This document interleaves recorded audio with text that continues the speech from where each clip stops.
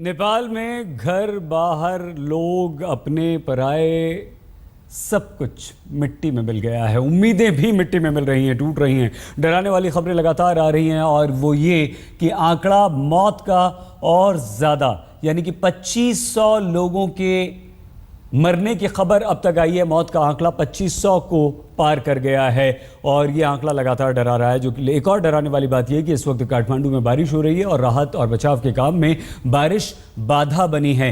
लेकिन इस भूकंप का जो केंद्र था वो लामजुंग था। लामजुंग में ज़बरदस्त विनाश हुआ है।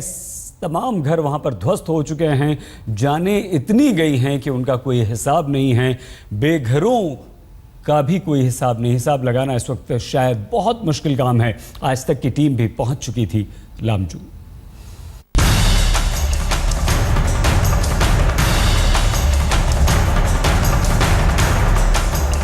जिस जलजले से नेपाल थर्रा उठा उसका केंद्र यही कस्बा है।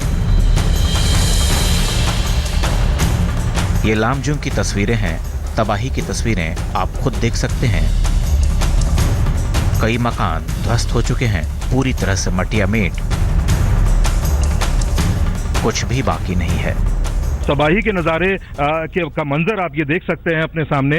जगह जगह इस पूरे इलाके में आपको इमारतें इसी तरह से ढही हुई, टूटी हुई नजर आती हैं।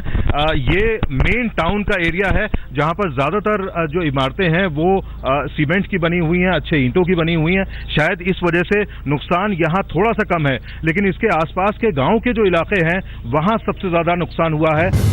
वो भूकंप भी अगर एक झटके में तबाही के बाद खामोश पड़ गया होता तो लोग शायद उतने खौफजदा न होते, लेकिन धरती तो रह रह कर कांप उठती है।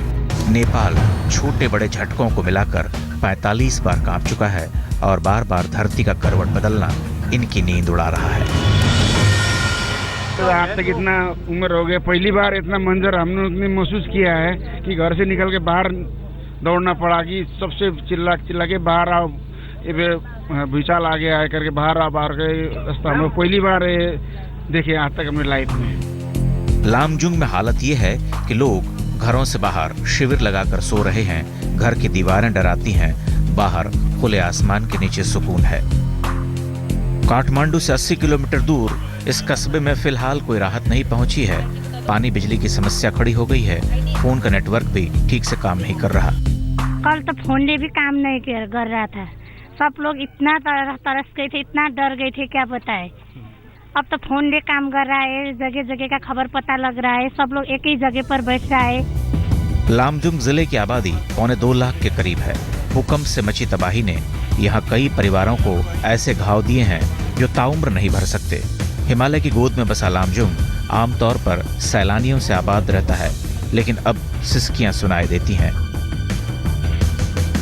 जो इस जलजले से बच गए हैं वो ऊपर वाले का शुक्रिया अदा कर रहे हैं।